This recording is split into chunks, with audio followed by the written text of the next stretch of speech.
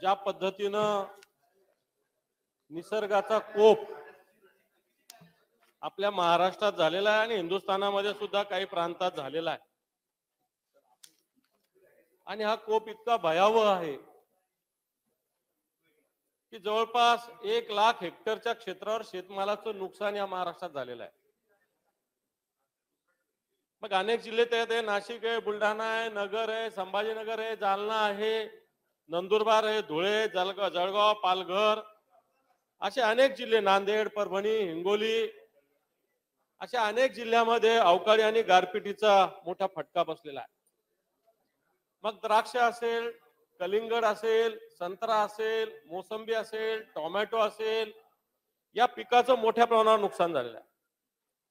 हे होत असताना कापूस, सोयाबीन, तूर याही पिकांचं नुकसान झालंय। कापसाला आले जे बोंड आहेत हे अक्षरशः पाण्यानं भिजलेले आहे। मोसंबीला आणि संत्र्याचे सुद्धा जे आलेले फळ आहेत हे सुद्धा झाडावरून गळून पडलेले आहेत आणि या जे आहे झाडावर त्याला सुद्धा गारपिटीचा फटका बसल्यामुळे त्याही पिकाचं नुकसान होणार आहे। सभापती महोदय, काल मी या विषयात काही मुद्दे मांडले होते। सरकारच्या वतीनं मी काही वक्तव्य माननीय मुख्यमंत्र्यांचे, माननीय उपमुख्यमंत्र्यांचे ऐकले, वाचले की शेतकऱ्यांसाठी 10,000 कोटी रुपये आम्ही दिलेले। माझ्या सरकारला विनंती आहे, आव्हान आहे की या गारपिटीमध्ये, या अवकाळीमध्ये अजून 100% जिल्ह्यामध्ये पंचनाम्याचे आदेश दिलेले का? करू द्या ना, तुम्हालाच अधिकार आहे, आम्हाला नाही का? तुम्ही एकमेकाला रिस्पॉन्ड आणि त्याच्यामुळं जर अशा पद्धतीनं 10,000 कोटी रुपये जाहीर झाले तर माझं सरकारला या बाबतीत आपल्या माध्यमातून मी माहिती मागू इच्छितो की 10,000 कोटी कुठं कुठं, कोणत्या कोणत्या याच्यामध्ये, सततच्या पावसाचे दिले का, अतिवृष्टीचे दिले का, गारपिटीचे दिले, हे सरकारने जरा स्पष्ट केलं पाहिजे। नुसता आकडा जाहीर नाही केला पाहिजे, कारण सरकार हे फक्त आकडे जाहीर करत आहे सभापती महोदय, प्रत्यक्षात शेतकऱ्याच्या हातात काहीही मिळत नाहीये। अग्रिम विम्याचा मुद्दा मांडला, अनेक जिल्ह्यामध्ये अजून अग्रिम विमा या शेतकऱ्यांना मिळालेला नाही आणि गारपिटीचा सुद्धा पंचनामे विमा कंपन्यांनी अजून केलेले नाही। सभापती महोदय, माझी आपल्या माध्यमातून विनंती आहे, खरं तर 289 तुम्ही मला परवानगी द्यायला पाहिजे होती, पूर्णपणे सगळं कामकाज थांबून या विषयावर, शेतकऱ्याच्या विषयावर चर्चा होण्याची आवश्यकता होती। कारण अनेक ठिकाणी कापूस असेल, केळी असेल, उत्तर महाराष्ट्रामध्ये याचं सुद्धा मोठ्या प्रमाणावर नुकसान झालेलं आहे, पण सरकारने कोणतीही मदत जाहीर केलेली नाही। उलट मी कालही मांडलं होतं की सततच्या पावसाची जी रक्कम जाहीर झाली ती सुद्धा अजून शेतकऱ्यांना मिळालेली नाही। विम्याची रक्कम सुद्धा शेतकऱ्यांना मिळाली, 1 रुपयात विमा देण्याचं सरकारने ज्या पद्धतीनं घोषणा केली, अंमलबजावणी करण्याचा प्रयत्न केला, परंतु या विमा कंपन्या विमा देताना सरकारच्या विरोधात विभागीय आयुक्तांकडे अपील करतायत। सभापती महोदय, या अपील करतायत, या कोर्टामध्ये जात आहेत की शेतकऱ्याला विमा देण्याची मागणी केल्यानंतर, सरकारने सूचना केल्यानंतर त्या न पाळण्यासाठी विमा कंपन्या विभागीय आयुक्तांकडे अपील दाखल करतात। मला एवढी हिंमत विमा कंपन्याची होणं हे दुर्दैवी आहे, कारण या विमा कंपन्याला एक मोठ्या प्रमाणावर फायदा सुद्धा शेतकऱ्यांच्या आणि सरकारच्या या 1 रुपया विम्याच्या योजनेतून मिळालेले। म्हणून सभापती महोदय, या सगळ्या याच्यामध्ये गारपीट, अवकाळी पाऊस याच्या माध्यमातून सरकार या शेतकऱ्यांना काय मदत करणार आहे, हा माझा प्रश्न सरकारला या सूचनेच्या माध्यमातून आहे। कारण गारपीट असेल, अवकाळीमध्ये असेल, या शेतकऱ्यांचं मोठ्या प्रमाणावर नुकसान झालेलं आहे। पीक भलं हिरवगार दिसत असेल, परंतु उत्पादनात प्रचंड प्रमाणात घट होणार आहे आणि या स्थितीमध्ये सरकारने या शेतकऱ्यांना मदतीची देण्याची गरज आहे। मागच्या काळामध्ये 40 तालुक्यामध्ये दुष्काळ जाहीर झाला, अवर्षणाची परिस्थिती जाहीर केली। काल उपमुख्यमंत्र्यांनी खालच्या सभागृहात सांगितलं, सभापती 1 मिनिटात, की जी दुष्काळग्रस्त तालुक्याला मदत दिली जाणार आहे ती अवर्षणग्रस्त तालुक्याला दिली जाणार आहे। पण तुम्ही माननीय अर्थमंत्र्यांचं एक वक्तव्य ऐकलं की दुष्काळग्रस्त तालुक्यासाठी जी आर्थिक मदत ही केंद्राच्या मदतीवर अवलंबून आहे। याचा अर्थ जर राज्याने ही मदत नाही केली तर शेतकऱ्याला मिळणार नाही असा त्याचा अर्थ आहे। आणि म्हणून जे अवर्षणग्रस्त तालुके जाहीर झालेले याला सुद्धा दुष्काळ जाहीर झाला पाहिजे। त्याच्यानंतर गारपीट आणि अवकाळीच्या बाबतीत ताबडतोब सरकारने मदत जाहीर झाली पाहिजे। जो कापूसाच्या आणि सोयाबीनच्या विषयी भाववाढीचा मुद्दा सातत्याने शेतकरी मांडतात, याच्याविषयी सुद्धा सरकारने सकारात्मक निर्णय घेण्याचा प्रयत्न केला पाहिजे। अशा प्रकारची मागणी मी सगळ्यांच्या वतीनं केलेली आहे. बरोबर याच्याविषयी सरकारने याच्याविषयी स्पष्ट भूमिका करावी अशी माझी विनंती. अतिशय गंभीर विषय आहे आणि ठिकठिकाणी तुमचं कुठे 289 नाही या विषयावर नको. आता तुमचा सपोर्ट आहे आम्हाला माहिती आहे. तर मुद्दा असा आहे की या विषयावरती सगळं सभागृह जे आहे ते त्या मुद्द्याचं गांभीर्य आपल्याला सगळ्यांना आहे, किंवा अधिवेशनामध्ये या विषयावरती प्रस्ताव येऊन शासनाकडून उत्तर मिळणार हे गृहीतच आहे. कारण आपल्याला ताबडतोबच सत्ताधारी पक्ष आणि विरोधी पक्षाचे प्रस्ताव पुढच्या आठवड्यात सुरू होणार आहे. त्यामुळे याच्यावर सरकारने निवेदन करावं. आणि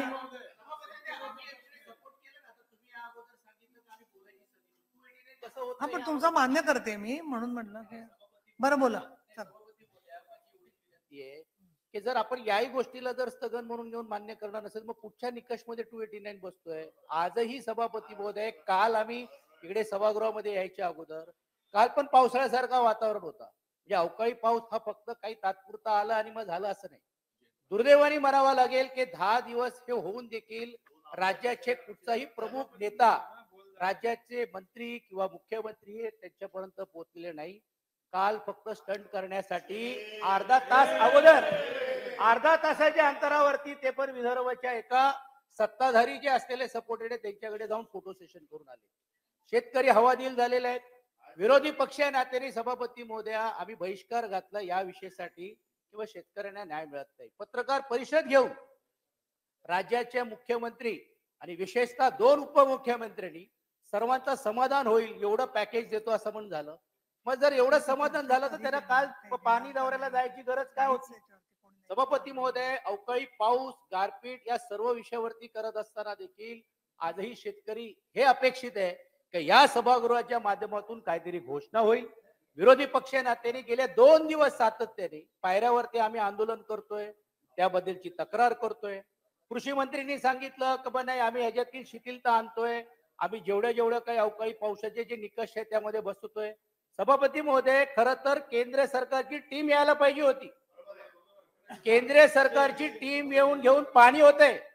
हे दुर्दैव आहे की ज्यावेळी राज्यावरती संकट आलेले आहेत, गेल्या 2, 2.5, 3 वर्षाच्या कारकिर्दीमध्ये केंद्र सरकारचा कुठचाही मंत्री, केंद्र सरकारची कुठचीही टीम नाही.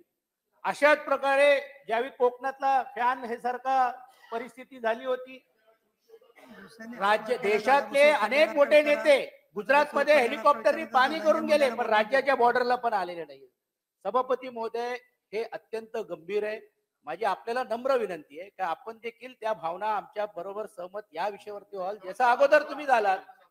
आजही देखील खाली सभागृहामध्ये राज्याचे मुख्यमंत्री, उपमुख्यमंत्र्यांनी या बाबतीत चर्चा केली आणि वरच्या सभागृहामध्ये जर याच्याबद्दल जर ठोस निर्णय जर होणार नसेल, किंबहुना ते आश्वासित होऊन नसेल, तर मग या 289 मांडण्याला पण काही अर्थ राहणार नाही. सभापती महोदय, अनेक लोकांनी या विषयावरती बोलण्याची इच्छा आहे, म्हणून मी आपल्याला नम्रपणे विनंती करतो की ह्याचा गांभीर्य लक्षात घेऊ. जर ह्याच्याहीला आपण जर चर्चेला, आता आपण फक्त सांगता मंत्री महोदयांनी याच्या सरकारी दखल घ्यावी. कुठचा मंत्री इकडे याच्या दखल घेऊ शकतात? काय उद्योग मंत्री निर्णय घेऊ शकतात का? कृषी मंत्री कुठे? त्याचे एक चांगले मंत्री आहेत, त्याला ते दुसऱ्या याच्यामध्ये त्यांना गुंतवून टाकलेले आहे. कृषी मंत्री कुठे आहे? कृषी मंत्री त्याच्यातून. आणि म्हणून सभापती महोदय, ह्याचा गांभीर्य जाता कामा नये. म्हणून माझी विनंती राहणार आहे की आपण 5 मिनिटं का होईना हे स्थगित करा. राज्याचे मुख्यमंत्री आणि उपमुख्यमंत्री, आणि आता ते एक उपमुख्यमंत्री नाही, 2 उपमुख्यमंत्री आहे, कोणी येऊ शकतात. या अत्यंत महत्वाच्या विषयावरती सन्मान्य विरोधी पक्षांनी मांडलेलं ह्याचं गांभीर्य लक्षात घेऊन संबंधित मुख्यमंत्री, उपमुख्यमंत्र्यांशिवाय आमचं समाधान नाही, त्या शेतकऱ्यांचं समाधान होणार नाही.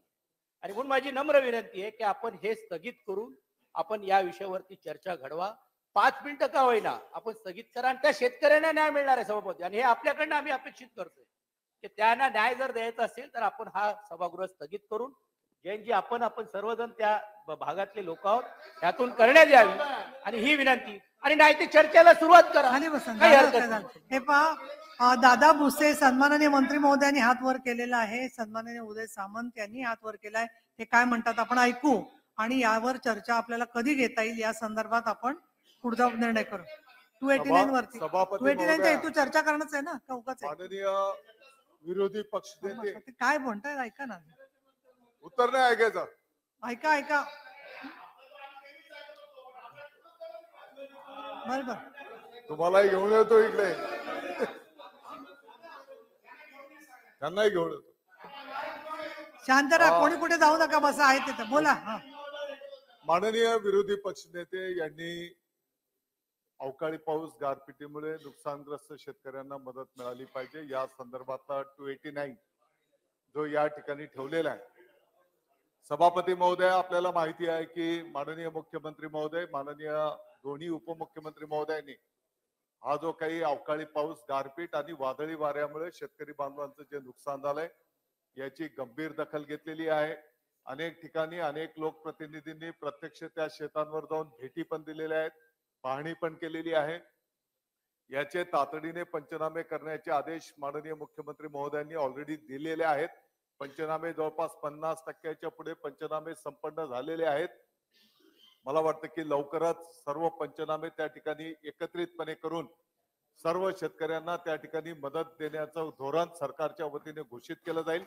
आपल्याला माहिती असेल की यापूर्वी सुद्धा, पूर्ण होऊ द्या, अरे ऐका ना, मंत्र्यांचं पूर्ण होऊ द्या, यापूर्वी सुद्धा मंत्र्यांचं पूर्ण होऊ द्या. ज्या भागामध्ये मंत्र्यांचं, टंचाई, अरे मंत्र्यांचं पूर्ण होऊ द्या, मंत्र्यांचं पूर्ण होऊ द्या, मंत्र्यांचं पूर्ण होऊ द्या, मंत्र्यांचं पूर्ण होऊ द्या, तुम्ही मंत्र्यांचं पूर्ण होऊ द्या.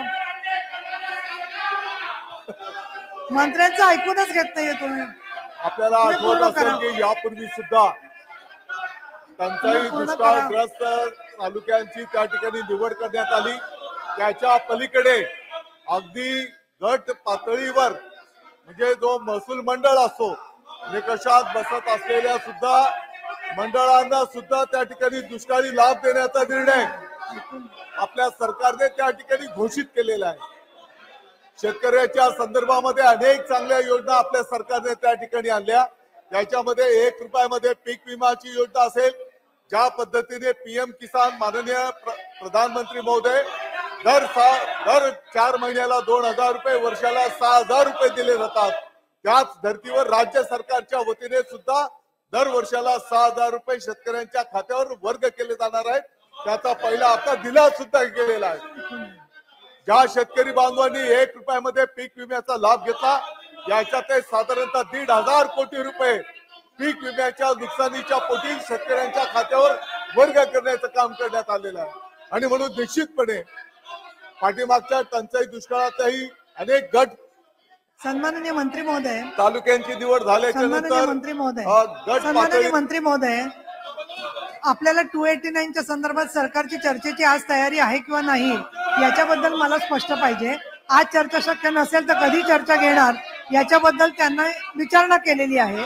त्याबद्दल तुम्ही आज सभागृह संपण्याच्या सरकार आहे अगोदर आणि बोलवून घ्या कृषी शेतकऱ्याचा मंत्र्यांना हिताचा निर्णय आणि त्याची आपलं चर्चा सरकार करता येईल निश्चितपणे आपल्याला, करेल. असं मला वाटतं.